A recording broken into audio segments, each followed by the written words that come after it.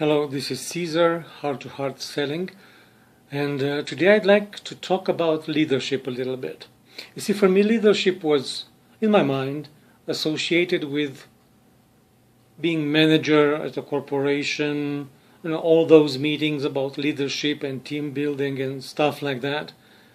And I kind of stayed away of it because I didn't feel related to that. But recently I came to the conclusion that that particular type of leadership, it is just an application of what leadership really means in its totality.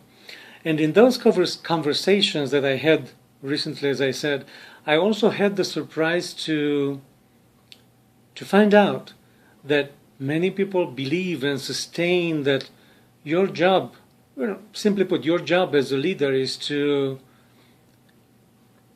get your dream accomplished, is to make your vision accomplished. In other words, if you have a vision that you believe is good for people, then you are entitled to do whatever it takes,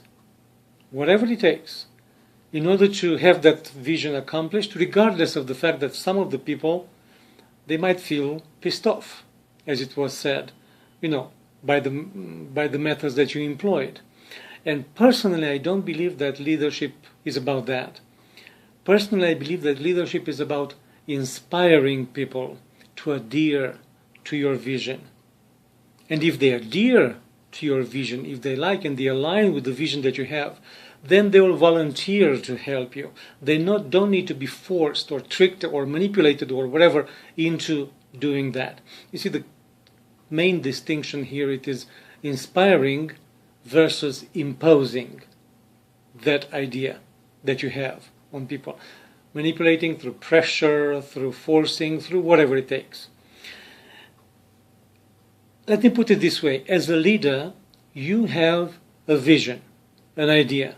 And what you can do is just to articulate that idea, to put that idea into words, that dream into words, so that the people around you, hearing that, will be able to recognize themselves in that vision.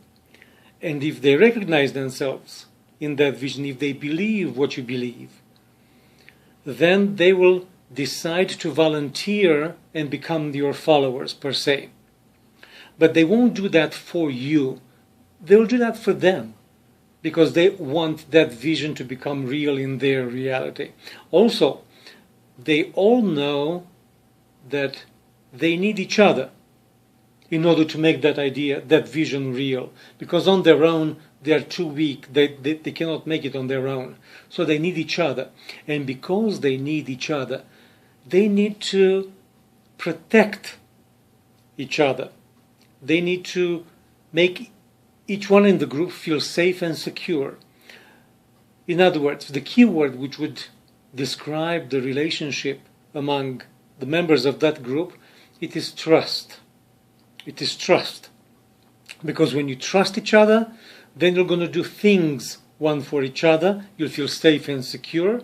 And you're going to stay there going together to that vision that you have together. For instance, I have a dream.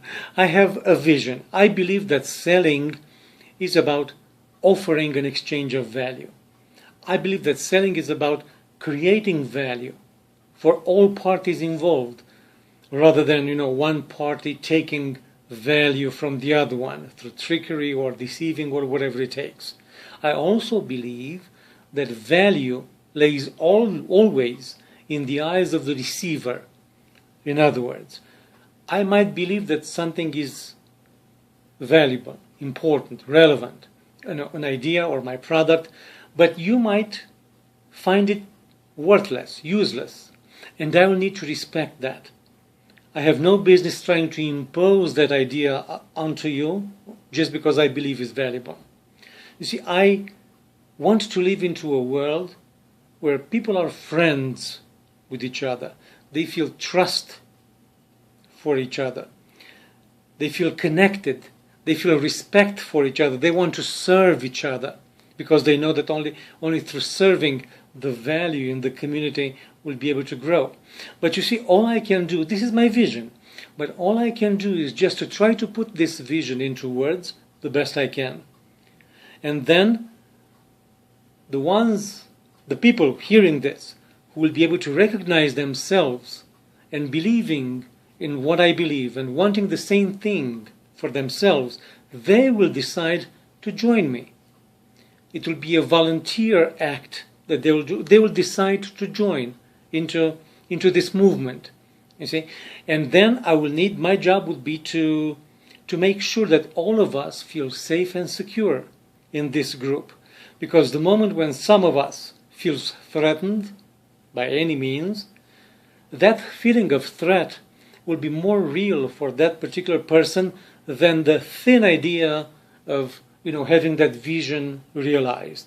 So they'll have more reasons to leave the group rather than staying within the group. There will be no trust anymore, so that they will leave. In this respect, suppose that you believe, or put it the other way, suppose that actually you don't really believe, you don't really resonate with the vision that I just stated. You kind of like it, but it's not really what you dream upon. It's not really your thing. But let's also suppose that I managed to manipulate you into deciding to join me. Let's say I used some tactics, some strategies, and you, in the moment that you read what I said or following the conversation with me, you decided, yes, I'm going to join this. But sooner or later, you're going to realize that you've been duped. That's inevitable. You're going to realize that actually it's not really what you believe. Now what happens then? When you realize that you've been manipulated into taking a decision you don't really believe in, what do you do then? Do you still trust me? Do you still feel safe and secure? Would you still have my back? I don't think so. I don't think so. That's why I believe it is absurd for a leader or for somebody who has a vision. It's absurd for them to be preoccupied with making people following them. Making people following them at the expense of, somebody getting pissed off.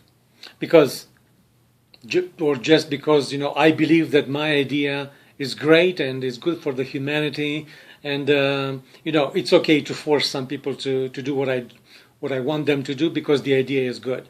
I believe it's absurd, because if you're not inspired by the vision that I have, I don't need you as my follower, because I need people in the group to be people that I can trust. And if I cannot trust you, it's better for you not to be there at all. It will be like a weak branch. When you want to climb a tree, for instance, and you're using branches to go to the top of the tree, it's better to not have a branch over there to rely upon, rather than having one which is weak, and the moment when you put your weight on your weight on it, it's gonna break and you're gonna fall altogether. So in this respect, I don't need followers who don't believe what I believe. Because if I force you to join my movement in this respect, basically it's worse than trying to sell you a bad car. You see, that's not leadership, that's bad selling. It's worse than, doing therapy without consent or doing therapy without being asked. You got the idea. So in this respect, I believe that leadership is about having a vision, being able to articulate it, and taking care of your followers, whoever they are, how many or how little of them they are. Take care of them so that that group becomes strong by the trust that exists among its members. But again, this is just my opinion about what leadership is. And obviously, if you have a different opinion about that, I would love to hear it, because I don't state that my opinion it is the truth by any means. This is just what I believe in. And I gave it a lot of thought, the best I could. So if you have different opinions, I would love to hear them, so I'll be able to define my opinion. And in this respect, in doing so, we'll be able to create a better world, because we can. Until next time, take good care.